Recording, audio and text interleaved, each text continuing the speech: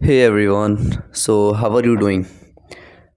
So hope so कि you have already seen the previous two lectures of full stack. The first lecture is on the complete full stack roadmap and the second video is on the basics of web development. In the basics, we had covered several topics like firewall, DNS, uh, servers, what do you mean by server, what is the client server architecture and much more thing. तो अगर आपने वो चीज़ नहीं देखी है तो देख लो वो वीडियो एंड सीक्वेंस में पढ़ोगे तो ये ज़्यादा बेटर रहेगा, ज़्यादा बेनिफिशियल रहेगा आप लोगों के लिए. ठीक है. In this particular lecture we are going to cover the first video of programming. Okay. कुछ चीज़ें हैं हमारे पास जो हमें इंस्टॉल करना है क्योंकि हम प्रोग्रामिंग स्टार्ट करेंगे तो कुछ एक जगह होनी चाहिए जहाँ पे हम अपना कोड लिखेंगे और किन किन बातों का हमें ध्यान रखना है वाइल राइटिंग आवर कोड. किन किन चीज़ों को एक्सटर्नली मुझे डाउनलोड करने की आवश्यकता है. Will see that also. ठीक है. तो without any further do let's start this lecture. So बात करते हैं सबसे पहले एडिटर्स की. ठीक है. Introduction to editors. तो एडिटर्स क्या होते हैं. अब सबसे पहला क्वेश्चन आता है कि if I am going to write any code in any programming language तो मैं वो कोड कहाँ पे लिखूँगा. Where will I write my code. कहाँ पे लिखना है मुझे वो कोड. तो कोड को हम लिखते हैं किसी भी एक एडिटर पे. कोड को कहाँ लिखते हैं किसी भी एक एडिटर पे. एडिटर क्या है. एक प्लेस है. एक प्लेस है जहाँ पे आप अपने कोड को लिखते हो एंड ये कोड को रन करवाता है. अब बैकएंड में क्या चीज़ें चल रही हैं. बैकएंड में ये एडिटर बैकएंड में ये एडिटर कैसे इस कोड को रन कर रहा है इससे हमें लेना देना नहीं है. बट वी शुड नो कि कोड को रन कौन करवा रहा है. एक एडिटर. ठीक है. अब इसकी डेफिनेशन की बात करते हैं. A text editor is a software application. तो क्या है. एक सॉफ्टवेयर है. क्या है. एक simple software use to create and edit plain text files. ठीक है. मैंने कुछ लिखा text. Let's suppose hello world. Okay. मैंने हेलो वर्ल्ड लिखा. अब इस टेक्स्ट के साथ मुझे काफ़ी चीज़ें करनी है. जैसे कि हम अगर इसको समझें तो एक टेक्स्ट के साथ हम क्या क्या चीज़ें परफॉर्म कर सकते हैं. इस टेक्स्ट को मैं बोल्ड कर सकता हूँ. ध्यान से समझो. इस टेक्स्ट को मैं बोल्ड कर सकता हूँ. इस टेक्स्ट को मैं एम्फेसाइज कर सकता हूँ. इस टेक्स्ट को मैं आप और भी इटैलिक में चेंज कर सकते हो या फिर कोई और फॉन्ट में चेंज कर सकते हो. तो ये सब जो काम कर रहा है मैं एडिट ही तो कर रहा हूँ अपने टेक्स्ट को. ठीक है. तो text editor is just a software to create and edit plain text file. Plain text file को मैं एडिट कर रहा हूँ. They are an essential tool for programmers. अब सबसे पहला प्राथमिकता, सबसे फर्स्ट प्रायोरिटी हमें ही दी जाती है कि वी आर प्रोग्रामर्स. तो कोई ऐसा टेक्स्ट एडिटर बनाओ जो प्रोग्रामर्स के माइंडसेट के हिसाब से काम करे कि हाँ प्रोग्रामर्स ने ये कोड लिखा तो उसको उसके हिसाब से रिजल्ट मिलनी चाहिए. ठीक है. तो टूल फॉर प्रोग्रामर्स. राइटर्स. अब राइटर्स में क्या आ गए. जो सिंपल टेक्स्ट लिखते हैं. आप नोटपैड वगैरह पे काम किए होगे पहले. ठीक है. तो नोटपैड पे हम सिंपल चीज़ें लिखते हैं और उसको सेव करके रख लेते हैं. तो सिंपल राइटर्स में आ जाते हैं. And anyone else who needs to work with text content. ठीक है. तो मिला जुला के मुझे इतना समझ आया कि text editor is just a software. What it is just a software. It is just a software which is used to edit our text. ठीक है. टेक्स्ट को एडिट करना, टेक्स्ट मैनिपुलेशन करना. मैनिपुलेट करने का मतलब उसके साथ आप कुछ भी कर सकते हो. Okay. And this software is mainly built for whom? For programmers. Programmers have been given the first priority and thereafter writers. क्योंकि एडिटर्स का मेन काम ही बना है प्रोग्रामर्स के लिए काफ़ी सारे एडिटर्स मार्केट में हैं, ठीक है। तो एडिटर्स काफ़ी सारे क्यों हैं? क्योंकि एक दूसरे के फीचर्स को वो ओवरलैप कर रहे हैं, ठीक है। मार्केट में कोई अगर फर्स्ट एडिटर आ रहा है तो उसके बाद सेकंड एडिटर क्यों आ रहा है? क्योंकि इसमें कुछ डिमेरिट्स हैं, ठीक है। तो छोड़ो एडिटर्स क्या होते हैं, मुझे समझ आ गया। अब देखते हैं what are the different types of editors do we have. Okay, I am covering from very scratch, तो ये चीज़ समझ तो आनी चाहिए आप लोगों को। Okay, thereafter we have different types of editor. अब कितने प्रकार के, कितने तरीके के हमारे पास एडिटर होते हैं, ठीक है। तो सबसे फर्स्ट होता है बेसिक एडिटर। हम एक एक करके देखेंगे। सबसे फर्स्ट कौन सा होता है हमारे पास? Basic editor. बेसिक एडिटर जो नॉर्मल कामों के लिए काम आता है, मतलब अगर आप सिर्फ टेक्स्ट के साथ कुछ भी कर रहे हो, आप उसको आपने टेक्स्ट लिखा, आप उसको सेव करके रख रहे हो, ठीक है। तो सेम चीज़ आप नोटपैड पे कर रहे हो, तो नोटपैड और नैनो ये सब क्या हैं? ये बेसिक्स में आते हैं। क्या आते हैं? बेसिक्स एडिटर्स में आते हैं, बेसिक एडिटर्स, ठीक है। ये फर्स्ट चीज़ है। सेकेंड टाइप में आते हैं एडवांस एडिटर। एडवांस एडिटर, तो एडवांस एडिटर का एडवांस से मतलब ये है कि कुछ फीचर्स उसमें ज़्यादा होंगे, ओके। तो सेकेंड जो है वो एडवांस एडिटर है, जैसे कि नोटपैड प्लस प्लस, ठीक है। अब देखो, जहाँ मैं काम कर रहा हूँ, अभी जो टूल पे मैं काम कर रहा हूँ, जहाँ पे आपको चीज़ें समझा रहा हूँ, वो भी तो एक लाइक एडिटर ही है, वो भी तो एक एडिटर ही है ना। जहाँ पे मैं अपने टेक्स्ट को लिख पा रहा हूँ, मैं डायग्रामेटिकली सब चीज़ आपको समझा पा रहा हूँ, ओके। इसको भी काउंट कर सकते हैं, लेकिन ये एडवांस में आएगा क्योंकि ये हर चीज़ परफॉर्म कर सकता है, ओके। एडवांस एडिटर में कौन आ रहा है? Sublime text editor. Sublime text editor जो है ना, ये काफ़ी ज़्यादा काम आता है प्रोग्रामर्स जो भी होते हैं ना, प्रोग्रामर्स, उनका फर्स्ट प्रायोरिटी कौन सा होता है? VS कोड, ठीक है। सेकंड प्रायोरिटी कौन सा होता है? सबलाइम। अब ये चीज़ मैं नहीं बोल रहा कि आप लोग VS कोड सीखो, आप लोग सबलाइम सीखो।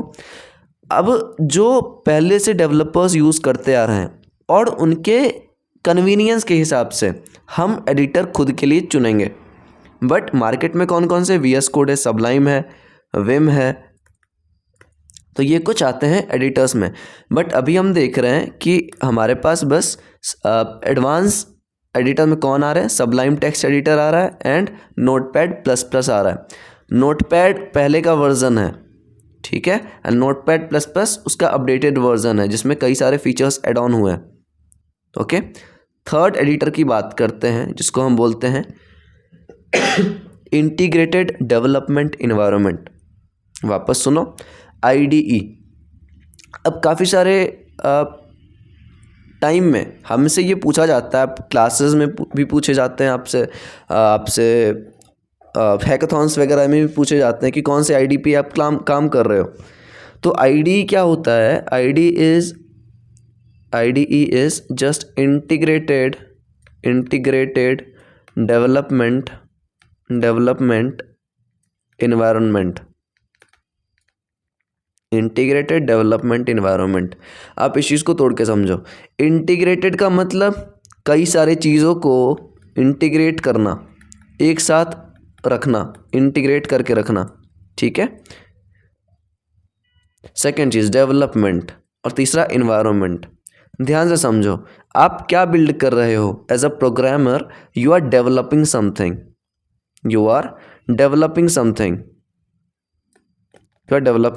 क्या डेवलप कर रहे हो? Any kind of software. आप हार्डवेयर तो बना नहीं रहे हो, आप सॉफ्टवेयर क्रिएट कर रहे हो, तो आप डेवलप कर रहे हो चीज़ों को।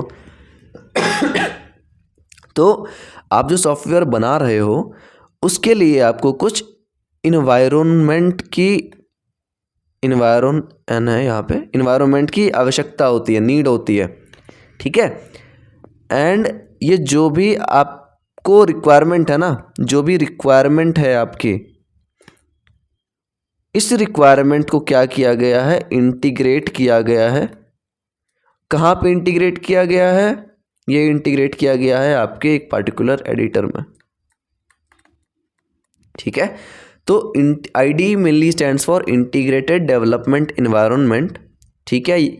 इंटीग्रेट किया गया है, हमें जो भी इन्वायरमेंट चाहिए हमारे सॉफ्टवेयर एप्लीकेशंस को बिल्ड करने के लिए, उसको इंटीग्रेट करके एक जगह पे मुझे मिला है, ठीक है।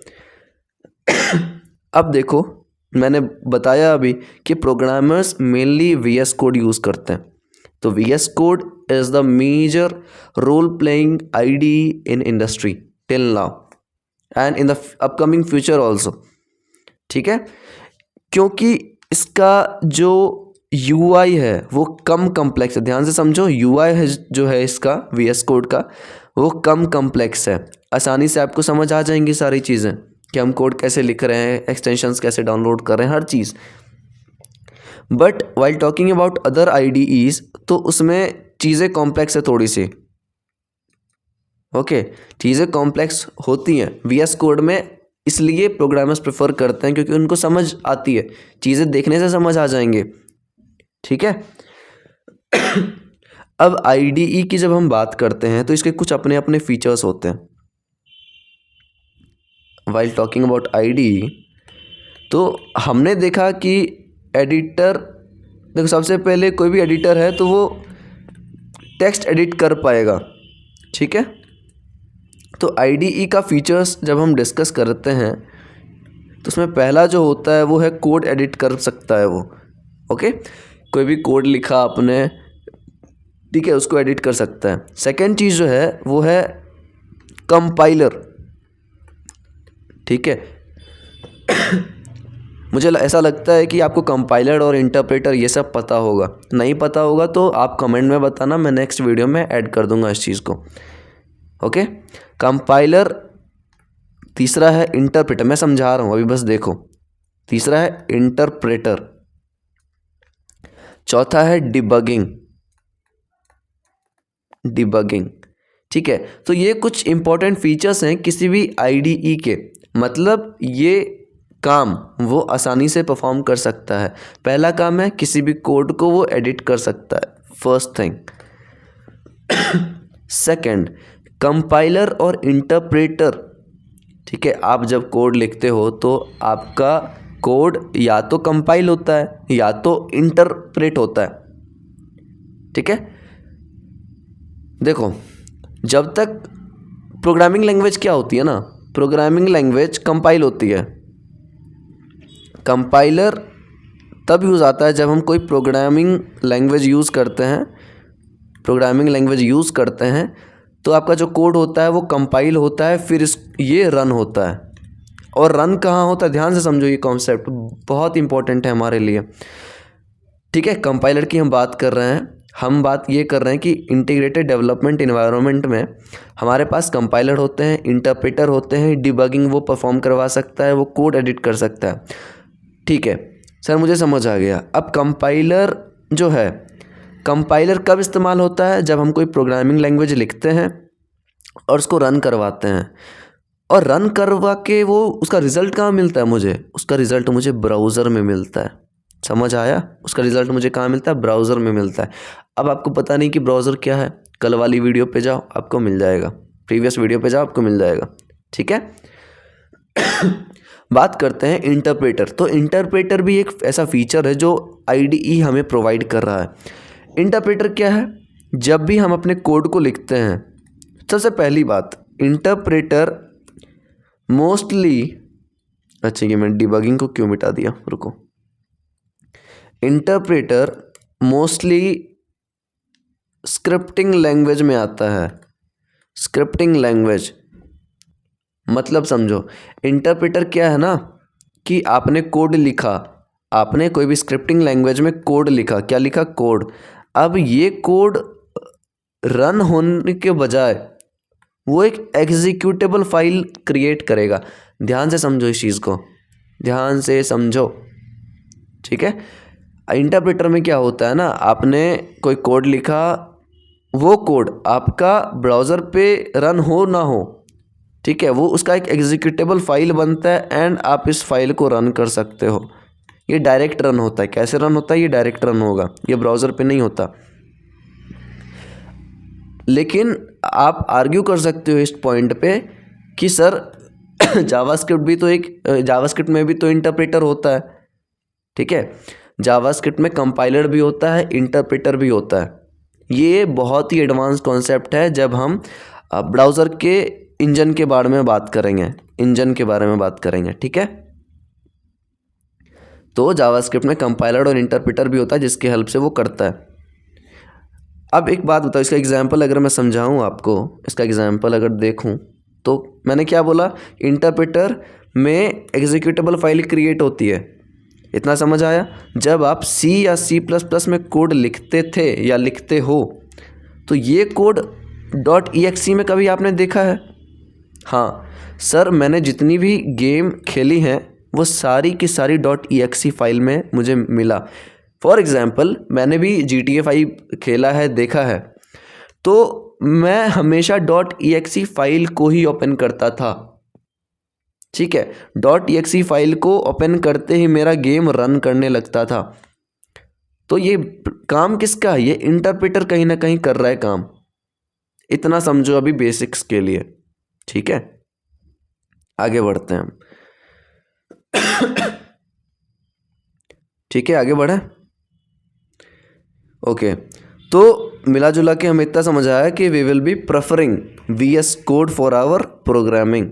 जो भी हम कोड करेंगे वो हम VS कोड में करने वाले हैं, क्योंकि बहुत सारे फीचर है ना। देखो IDE के बहुत सारे फीचर है, एंड मेन फीचर ये है कि इसका UI बहुत ही सिंपल है। आपको आसानी से समझ आ जाएगा कि what we are creating and how we are creating, ठीक है। चलो आगे बढ़ते हैं। इसके बाद आता है हमारे पास CLE। CLE क्या है? CLE मेनली स्टैंड्स फॉर, इसकी बात कर रहे हैं हम। CLE mainly stands for command line environment, ठीक है। देखो ऐसा इन्वायरमेंट जो मुझे कमांड लाइन पे मिल जाए। मैं क्या बोल रहा हूँ कि ऐसा इन्वायरमेंट जो मुझे कमांड लाइन पे मिल जाए। अब कमांड लाइन क्या होता है? जिसको आप टर्मिनल बोलते हो अपने लैपटॉप में, ठीक है। आप टर्मिनल कभी खोलना, आप अगर यहाँ से टर्मिनल सर्च करोगे तो ये एक ऐसा सॉफ्टवेयर है जो आपको इन्वायरमेंट वहीं प्रोवाइड करवा देगा, ठीक है। तो ये क्या है? ये कमांड लाइन है, इसको हम टर्मिनल भी बोलते हैं। अब देखो तो कमांड लाइन इन्वायरमेंट में हमारे पास एक बहुत ही पॉपुलर, ध्यान से समझो, बहुत ही पॉपुलर एडिटर है हमारे पास जिसको हम बोलते हैं विम, ठीक है। अब एक चीज़ आप देखोगे कि जब भी हम ऐसा सॉफ्टवेयर बनाते हैं, ध्यान से समझो, अगर आप बिल्कुल ही बिगिनर हो, आपको कुछ नहीं पता, तो आपको इतना तो मालूम होगा कि जो आप लैपटॉप पे काम कर रहे हो वो उसका ऑपरेटिंग सिस्टम कौन सा है? विंडोज़ है, ठीक है। लेकिन जब हम कोई सॉफ्टवेयर बिल्ड करते हैं भाई लोग, तो उस टाइम क्या होता है कि आप सिक्योरिटी का बहुत ज़्यादा ध्यान रखते हो। While you build any application, you focus majorly on the security, कि हमारा जो भी एप्लीकेशन है वो सिक्योर्ड रहे हमेशा के लिए।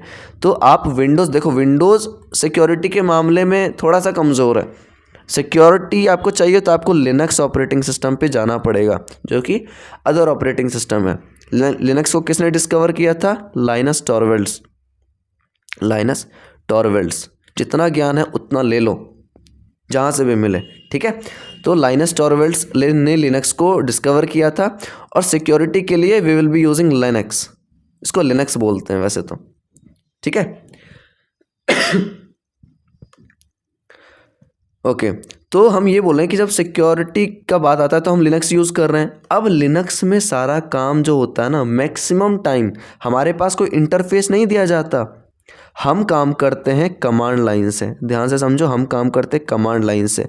टर्मिनल जो अभी मैंने खोल के दिखाया उसी पे हम अपना सारा काम करते हैं, टर्मिनल, ठीक है। सारा चीज़ आपका एक कमांड से होगा। कमांड लाइन क्यों बोलते हैं? क्योंकि आप वहाँ कमांड प्रोवाइड करते हो एंड आपका सारा काम हो जाता है कमांड लाइन से ही, टर्मिनल से ही। तो विम क्या है? विम एक ऐसा सॉफ्टवेयर है जो हमें एक कमांड लाइन प्रोवाइड करता है, वो हमें टर्मिनल प्रोवाइड करता है, एंड इस टर्मिनल की हेल्प से हम सारा कुछ अपना एडिटिंग वगैरह कर सकते हैं। समझ आया? ठीक है। अब नेक्स्ट बात करते हैं ऑनलाइन एडिटर। अब ये सब पहले जितने भी एडिटर्स की हमने बात की है, मैं थोड़ा सा क्लियर आउट कर लेता हूँ। अभी तक हमने जितनी भी एडिटर्स के बारे में बात करी है, ठीक है, वो सब क्या है? वो सब ऑफलाइन एडिटर है। मतलब मुझे लोकली इंस्टॉल करना पड़ेगा वो अपने सिस्टम पे। हमें वो सारी चीज़ें चाहिए अपने सिस्टम पे ताकि मैं कोड को एडिट कर सकूं। तो क्या सर हमें हर बार इंस्टॉल ही करना पड़ेगा? क्या ऐसा कोई तरीका नहीं है कि हम वेब पे ही उसको एक्सेस कर सकते हैं? बिल्कुल है यार। ऑनलाइन एडिटर इसी वजह से तो आया है कि आपका लोकल स्टोरेज कम लगे या ना लगे, इसके लिए उन्होंने ऑनलाइन एडिटर क्रिएट किया। एंड ऑनलाइन एडिटर में कौन कौन आते हैं? गूगल डॉक्स, आपने कभी ना कभी इस्तेमाल तो किया ही होगा या नाम सुना होगा आपने। सेकेंड है कोड पेन। कोड पेन एक और है, बहुत ही पॉपुलर है, उसका नाम है कोड सैंडबॉक्स। ये भी एक एडिटर में काउंट होता है, ठीक है। तो ये कुछ ऑनलाइन एडिटर हैं जो मुझे इंस्टॉल करने की ज़रूरत नहीं है, ठीक है। आप बस खोलो, मैं दिखाता हूँ, आप यहाँ बस सर्च करो। क्या सर्च करना है आपको? Online editor. तो काफ़ी सारे एडिटर आपको मिल जाएंगे, ठीक है। बट अभी हम टॉक कर रहे हैं किसके बारे में बात कर रहे हैं? कोड पेन, ठीक है। कोड पेन हमने बात करी कि एक ऐसा ऑनलाइन एडिटर है जो हम यहीं पे यूज़ कर सकते हैं, ऑनलाइन ही वेब पे यूज़ कर सकते हैं। साइन अप वगैरह करोगे। और एक कौन सा मैंने बताया? कोड सैंडबॉक्स, ठीक है। Code sandbox, code sandbox, okay. तो ये सब ऑनलाइन एडिटर्स हैं, आप ट्राई करना। बहुत ही पावरफुल, बहुत ही एफिशिएंट, बहुत ही अच्छे तरीके से ये काम करते हैं, ओके। एंड आप कोई भी प्रोग्रामिंग लैंग्वेज में यहाँ पे कर सकते हो काम, ठीक है। आगे बढ़ें तो आपको एडिटर के बारे में बेसिक चीज़ें समझ आ गई होंगी। हम आगे बढ़ते हैं।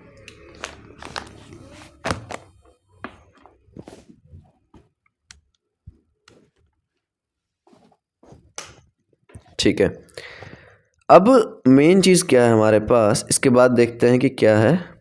Okay, version control. Version control इधर मैं थोड़ा सा क्लियर कर लेता हूँ ताकि स्पेस बन जाए। Okay, what is version control?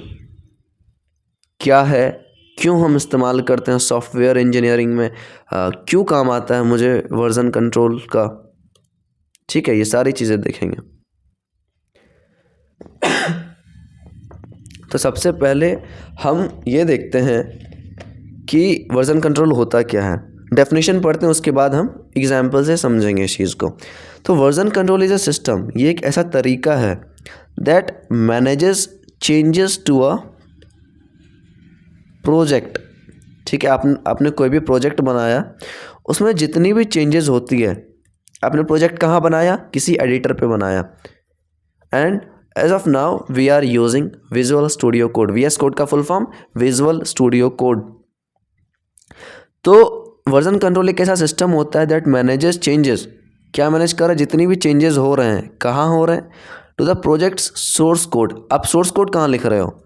आप एडिटर पे लिख रहे हो, आप लिख रहे हो VS कोड पे, ठीक है। आप लिख रहे हो VS कोड पे, तो VS कोड पे जितनी भी चेंजेस होंगी उसको मैनेज करने के लिए, और फाइल्स ओवर टाइम, ठीक है, it enables multiple developers to work on a project simultaneously. तो इस डेफिनेशन से मुझे दो चीज़ समझ आया। इस डेफिनेशन से मुझे दो चीज़ समझ आया। फर्स्ट क्या है कि जो भी मैं कोड करूँगा, ध्यान से समझो, जो भी मैं कोड करूँगा उसको ट्रैक कर सकता हूँ मैं, उसमें जितनी भी चेंजेस आएंगे उसको ट्रैक कर सकता हूँ, एंड उसको मैं मैनेज कर सकता हूँ। पहला चीज़। सेकंड क्या है, इसको फर्स्ट लिख लो। सेकंड क्या है कि it enables multiple developers to work on a project simultaneously. इसका मैं एग्जांपल बता रहा हूँ। ओके, मतलब बहुत सारे मल्टीपल यूज़र हैं, user 1, user 2, user 3, user 4, and ये सारे एक ही प्रोजेक्ट पे काम कर सकते हैं एक साथ। ये कोई प्रोजेक्ट है, साइमल्टेनियसली काम कर सकते हैं। ओके, अब एक एग्जांपल समझो। मान के चलो जब ये टूल हमारे पास नहीं था, थोड़ा सा स्पेस चाहिए हमें। ओके, पहले क्या होता था, अर्लियर वाला केस में देखते हैं। पहले मैं कोई प्रोजेक्ट पे काम कर रहा हूँ। ओके, मैं क्या कर रहा हूँ, किसी प्रोजेक्ट पे काम कर रहा हूँ। अब मेरे पास 50 एम्प्लॉय हैं। ध्यान से समझो, मैं किसी प्रोजेक्ट पे काम कर रहा हूँ एंड मेरे पास 50 एम्प्लॉय हैं। अब प्रोजेक्ट मैनेजर क्या करेगा, वो 50 एम्प्लॉय को एक एक करके काम समझाएगा। ठीक है, ये क्या करेगा, हर एक बंदे को प्रोजेक्ट मैनेजर, या तो बोल दो कि टीम लीड को समझाएगा। एक प्रोजेक्ट मैनेजर के अंदर 4-5 टीम लीड है, या आप ऐसे ही मान सकते हो कि एक ही मैनेजर है। वो हर एक बंदे को, हर एक एम्प्लॉय को वो समझाएगा कि आपको क्या काम करना है, आपको वर्क क्या करना है। इतना समझ आ गया। अब वर्जन कंट्रोल के हेल्प से ये चीज़ आसान हो गई, ये चीज़ ईजी हो गई हमारे लिए। कैसे, देखो, ये पहले क्या कर रहा था मैनेजर, की हर एक एम्प्लॉय को वो समझा रहा था कि आपके पास ये काम है, एंड काम ख़त्म होने के बाद, फिनिश होने के बाद मैनेजर वेरीफाई करता है। मैनेजर वेरीफाई कर रहा है हर एक के कोड को कि क्या उसने कोड सही लिखा है। अगर सही है तो ठीक है, नहीं तो गलत है तो वापस उसको काम दो, वापस उसको बुला के समझाओ कि ऐसे नहीं करना था। अब वर्जन कंट्रोल के आने के वजह से फ़ायदा क्या हुआ हमारे पास, अब का सीन समझते हैं।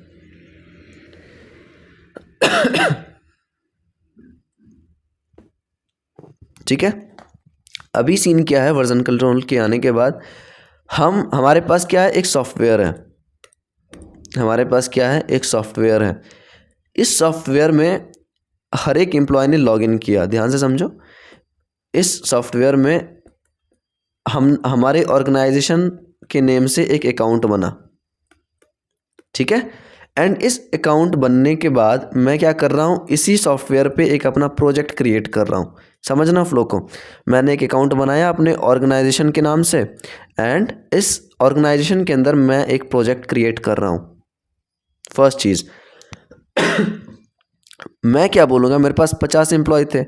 अब 50 एम्प्लॉय को मैं ये बोल रहा हूँ कि मैंने प्रोजेक्ट इनिशियलाइज़ कर दिया है, आप लोग इस प्लेटफॉर्म पे आओ, इस अकाउंट पे आओ। सबसे पहले तो अपना अकाउंट बनाओ, सबसे पहले आप लोग अपना अकाउंट क्रिएट करो। अपना अकाउंट क्रिएट करने के बाद आप लोग इस ऑर्गेनाइजेशन वाले अकाउंट पे आओ, एंड ये जो प्रोजेक्ट मैंने इनिशियलाइज़ किया है, इसमें आप लोग कंट्रीब्यूट करो। इसमें आप लोग क्या करो, कंट्रीब्यूट करो। मैं सारा वर्ड जो मैं बोल रहा हूँ उसको लिंक करूँगा जब मैं बाद में गिट और गिटहब वर्जन कंट्रोलिंग के लिए आता है काम, हम देखेंगे उसके बारे में। अभी कंफ्यूज नहीं होना, अभी बस इतना समझना है कि सारे एम्प्लॉय आके यहाँ पे कंट्रीब्यूशन करेंगे। कैसे करेंगे? ये एक ऐसा सॉफ्टवेयर है ना जहाँ पे हर चीज़ ब्रांचिंग में होता है। ब्रांचिंग, एक ब्रांच मतलब एक पेड़ है, इसके अलग अलग ब्रांचेस होते हैं, इतना तो मालूम है। तो इस सॉफ्टवेयर में जो वर्जन कंट्रोलिंग का सॉफ्टवेयर होता है, इसमें भी हम ब्रांच क्रिएट करके काम करते हैं। तो हर एक एम्प्लॉय अपना अपना ब्रांच क्रिएट करेगा। ब्रांच क्रिएट करने के बाद वो अपना वर्क करेगा, जो भी उसको वर्क असाइंड होगा। ठीक है, अपना अपना वर्क किया, एंड काम करने के बाद पहले क्या होता था, पहले वो मैनेजर के पास जाता था। पहले वो मैनेजर के पास गया एंड बोला सर ये काम हो गया या ये काम नहीं हुआ। अब क्या हो रहा है, अब ये सारा काम पुश करेगा। ठीक है, अब ये सारा काम पुश करेगा। कहाँ पुश करेगा? इसी सॉफ्टवेयर पे पुश करेगा। सॉफ्टवेयर पे पुश हो गया। अब जो मैनेजर है वो सारे कोड को वेरीफाई करेगा। कोड को क्या करेगा? वेरीफाई इसी सॉफ्टवेयर पे। ठीक है, अगर उसका कोड सही है, अगर सारे एम्प्लॉय का कोड सही है तो वो एक टास्क करेगा जिसको हम बोलते हैं मर्ज। मतलब जो भी आपका प्रोजेक्ट है उसमें जो भी कोड लिखा है सारे एम्प्लॉय ने, उसको मर्ज कर दो, सिंपल। अगर नहीं है तो आप वहाँ पे कमेंट कर दो, आप इसी सॉफ्टवेयर पे कमेंट कर दो कि भाई साहब एम्प्लॉय नंबर 01 आपका कोड सही नहीं है, आप वापस से सही करके मुझे पुश करो, इस प्रोजेक्ट पे पुश करो। कहाँ पुश करना है? अपने ब्रांच पे। ये नहीं कि हमारे मेन ब्रांच पे जहाँ पे प्रोजेक्ट है वहाँ पे कर दो आप पुश। आपने अपना जो ब्रांच क्रिएट किया है उस पे जाके पुश करो। अभी नहीं समझ आ रहा है, कोई बात नहीं, हम डेप्थ में देखने वाले हैं थोड़ी देर में या नेक्स्ट लेक्चर में शायद। बढ़े आगे। तो वर्जन कंट्रोलिंग आपको थोड़ा बहुत आइडिया हो गया होगा कि हम क्या करते हैं। अब मार्केट में कई सारे वर्जन कंट्रोलिंग के लिए ना हमारे पास सॉफ्टवेयर मौजूद हैं। सबसे इम्पोर्टेंट सबसे इम्पोर्टेंट या सबसे पॉपुलर जो वर्जन कंट्रोलिंग के लिए नाम आते हैं मार्केट में वो है, फर्स्ट जो है वो है गिट। ठीक है, सेकंड क्या है? सेकंड है बिट बकेट। थर्ड क्या है? थर्ड है गिट लैब। 3 नाम है मार्केट में, Git, Bitbucket and GitLab. अब आपने गिट हब का भी नाम सुना होगा। गिट हब एक वर्जन कंट्रोलिंग के लिए ही काम आता है, लेकिन हम देखेंगे कि गिट हब कैसे डिफरेंट है गिट से। देखो, सारा ये जितना भी मैंने नाम लिया ना सॉफ्टवेयर का, सारे का काम क्या है बताओ? वर्जन कंट्रोल करना, वर्जन कंट्रोल। अच्छा सर, आपने बताया कि इतना चीज़ है, इतने बेनिफिट्स हैं सारी चीज़ों का, लेकिन वर्जन कंट्रोल नाम से कुछ रिलेटेबल नहीं लगा मुझे। तो रिलेटेबल ऐसे है कि मान के चलो मेरे पास मैंने जो प्रोजेक्ट बनाया उसका वर्जन है 1.0.0 ऐसा कुछ। अब 10 दिन बाद मेरे में अपडेट आया 1.1.0। तो जितने भी अपडेट्स होते हैं, तो जब हमारे पास वर्जन कंट्रोलिंग नहीं था और मैंने अपने सॉफ्टवेयर को अपग्रेड कर दिया, अपग्रेड करने के बाद पता चला मुझे कि कुछ प्रॉब्लम्स हैं न्यू अपडेट में। ठीक है, तो अब हमें अपना सॉफ्टवेयर वापस से रिट्रीव करना होगा पुराने वाले अपडेट पे। तो क्या ये पॉसिबल है? मैंने अपने एप्लीकेशन को, मैंने अपने सॉफ्टवेयर को अपडेट कर लिया। ठीक है, अब अपडेट करने के बाद मैं चाहता हूँ कि वापस अपडेट वाला जो अभी मेरा एप्लीकेशन है वो सही नहीं है, तो हम वापस से रिट्रीव करना चाहते हैं हम अपने प्रीवियस अपडेट को। तो क्या ये चीज़ पॉसिबल है? नहीं, लेकिन सेम चीज़ पॉसिबल है आपके वर्जन कंट्रोलिंग के आने के बाद। वो हमारे एप्लीकेशन के वर्जन को अच्छे से कंट्रोल करता है। ठीक है, ट्रैक करता है। क्या क्या कर रहा है? मैंने बताया फीचर अभी, वो क्या कर रहा है? ट्रैक कर रहा है। वो क्या कर रहा है? सारे चीज़ों को चेंज कर रहा है, चेंज करने में हेल्प कर रहा है, मॉडिफाई कर रहा है। CI/CD का आप मेरे मुंह से बाद में सुनोगे ये कॉन्सेप्ट का नाम, CI/CD भी इंक्लूड कर लेना आप लोग फीचर में। ठीक है, फिर वर्जन कर रहा है वर्जन कंट्रोल। तो काफ़ी सारे चीज़ें हैं जो हम समझेंगे बाद में, एक बार में ही आप हर चीज़ समझ नहीं सकते। तो अभी के लिए इतना समझो कि वर्जन कंट्रोलिंग समझ आ गया क्या कर रहा है। मेन जो मार्केट में सॉफ्टवेयर्स हैं वो गिट, बिट बकेट और गिट लैब हैं। तीनों का काम एक ही है कि वर्जन को कंट्रोल करना, बट कुछ कुछ फीचर्स अलग अलग हैं। तो फीचर्स आप लोग डिस्कवर खुद करोगे, मैं डॉक्यूमेंट दे दूंगा। देखो यहाँ पे हमने कुछ इंक्लूड कर रखे हैं ऑलरेडी। आपको यहाँ पे मैं दे दूंगा वर्जन कंट्रोल क्या होता है, यहाँ पे अच्छे से आपको समझ आ जाएगा बेनिफिट्स। फिर ठीक है, आपको ज़्यादा कुछ समझना नहीं है, बस ये सब देखोगे तो आपको रिलेटेबल लगेगा कि हाँ ब्रांचिंग ऐसे सर ने बताया था कि ऐसे ब्रांच क्रिएट करते हैं। ओके, फिर एक टेक्स्ट एडिटर पे मैं डॉक्यूमेंट आपको शेयर कर दूंगा। टेक्स्ट एडिटर क्या होते हैं, CLI GUI वगैरह, ये अभी देखा है हमने, नैनो देखा है, विम देखा है, सबलाइम देखा है।